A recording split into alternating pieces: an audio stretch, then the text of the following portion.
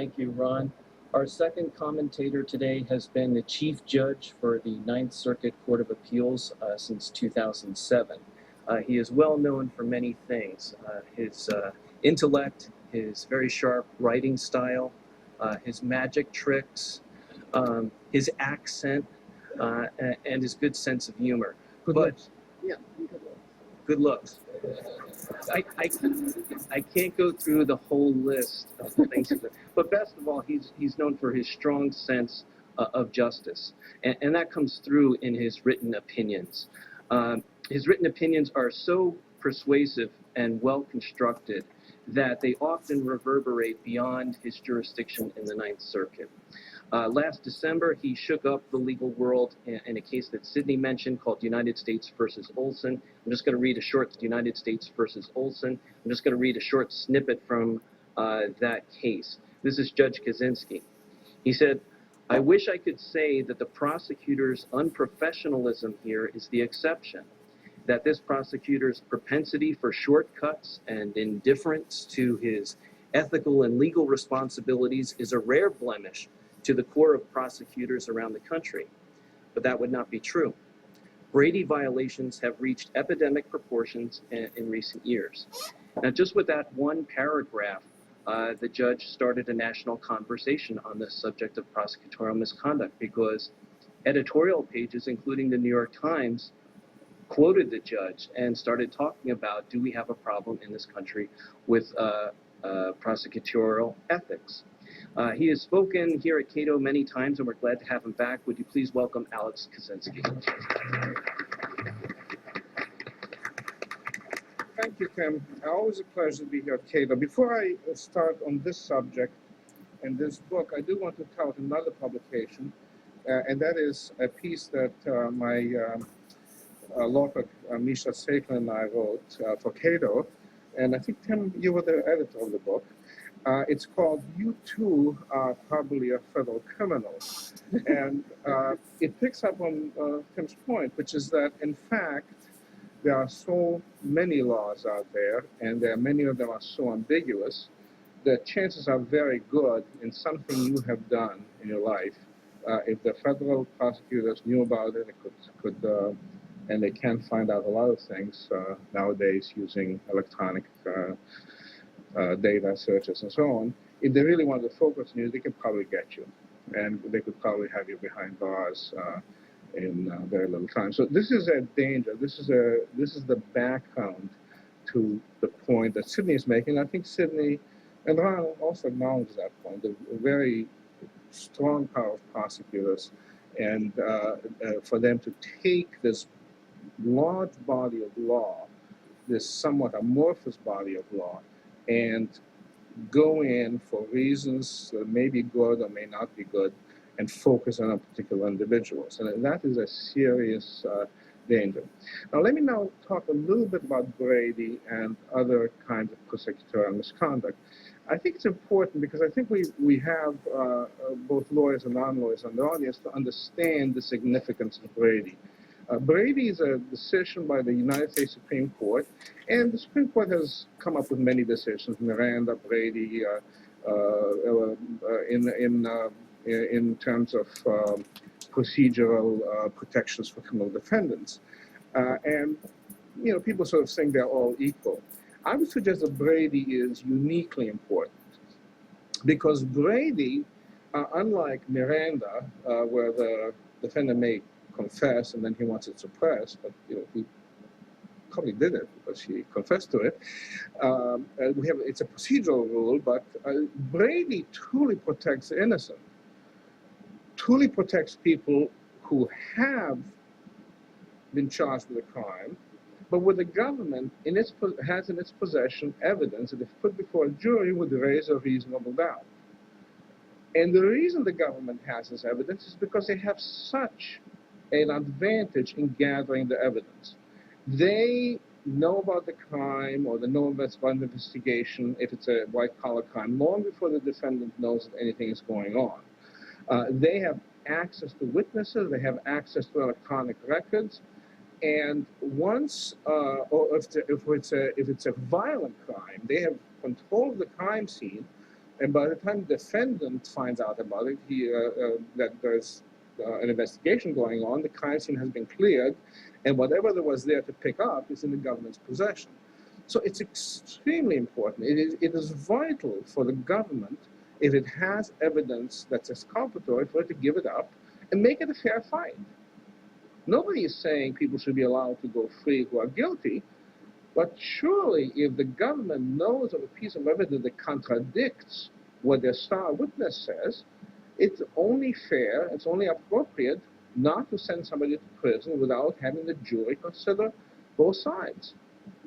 We believe in juries. We believe in 12 people acting together and thinking together, considering all the evidence, and then if they find somebody guilty, then beyond a reasonable doubt, then we can have confidence in it. But they are not given the evidence, they're not given the exculpatory evidence that's in the government's possession.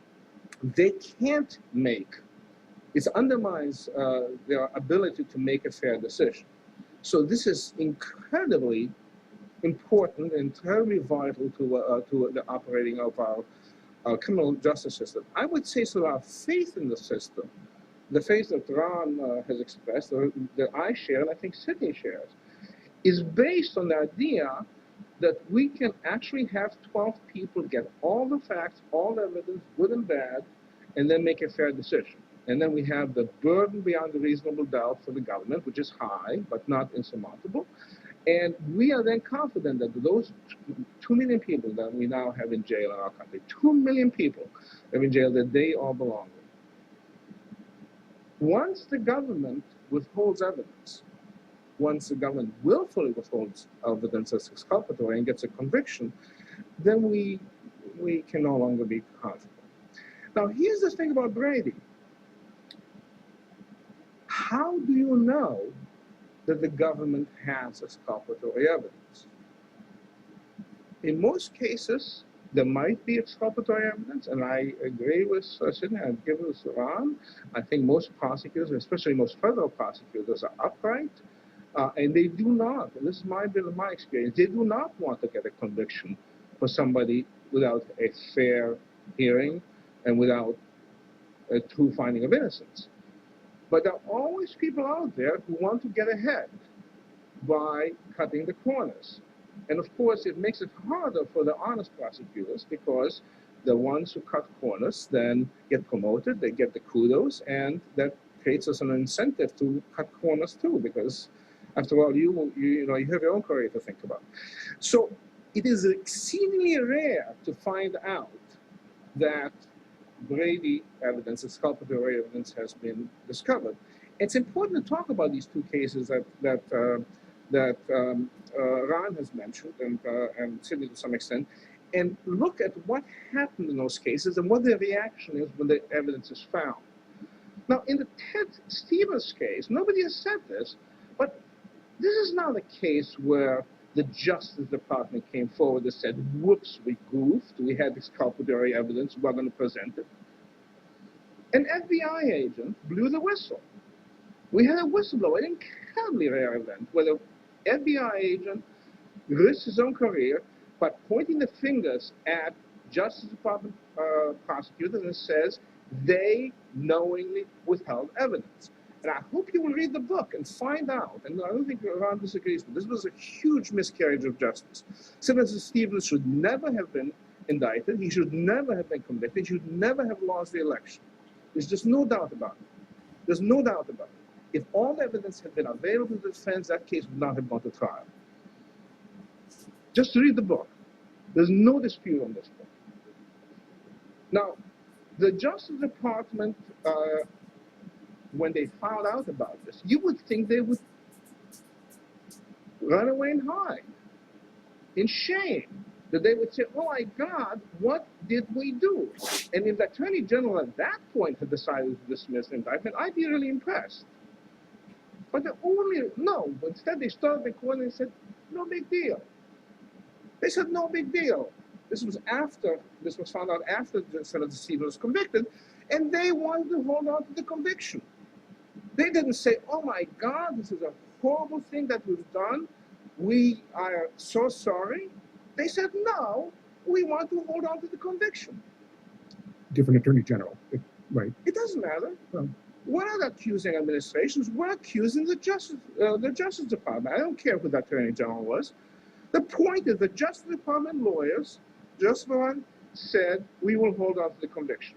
It was only after Judge Sullivan ordered an investigation and it came out that in fact this was huge misconduct that the Attorney General decided to dismiss.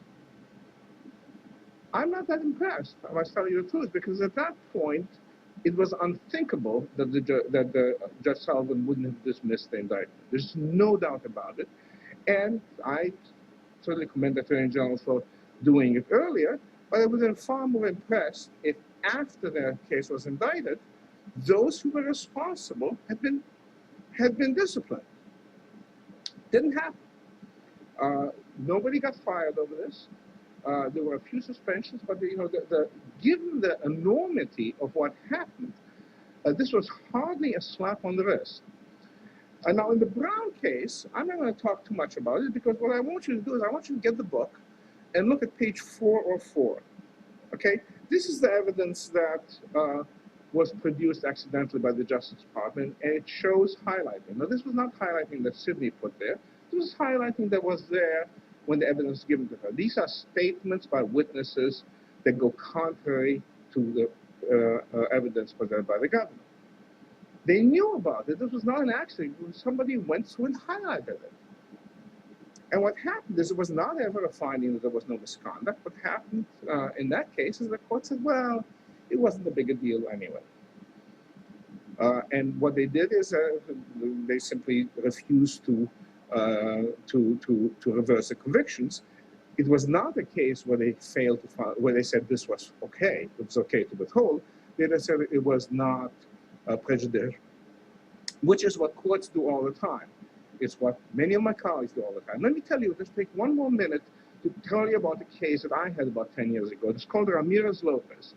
And what happened in that case is the government had 10 or 12 witnesses who had been brought into the United States illegally. And some of those witnesses said Ramirez-Lopez was the guide, and some of them said no, it was somebody else. And the government, what they did is before there was even a defense lawyer involved, they deported most of those witnesses before the defense lawyer could even talk about them. And the case came to us, and I was flabbergasted. How do you go deporting witnesses? If this were a corporation and they started deporting witnesses in a criminal investigation, you would have them indicted. But the prosecutor said it's perfectly fine. Send back the witnesses before there was even a lawyer appointed to the defendant. So the case came up on appeal to us. Two of my colleagues, fine colleagues, whom I dearly, I respect, affirmed the conviction. They said it's perfectly fine. It wouldn't have made any difference anyway. I heard the dissent that was so blistering. It was so painful, so excruciating, that the government then filed a petition for a hearing. Usually it is the losing party that files a petition for a hearing. In this case, it was the winning party that filed a petition for a hearing and asked us to dismiss, to reverse the conviction, to vacate our opinion, reverse the conviction, and send it back so they could dismiss the indictment. I will take my 2 minutes to tell you the aftermath. 10 years later, I get the same case out of the same district. Exactly the same thing happened. They deported the witnesses. So I'm standing there and I asked the lawyer for the government, what happened? Do you remember Ramirez-Lopez? I think you yourself argued the case. They said, well, that case was vacated. It has no presidential value. This is not a joke. This is not a joke. Their view was if we didn't enter an order telling them they've got to do this, they had no sense of responsibility. They did it again. So we had to write an opinion saying, by God, you know what we said there when we vacated the opinion at your request is that you don't do this again.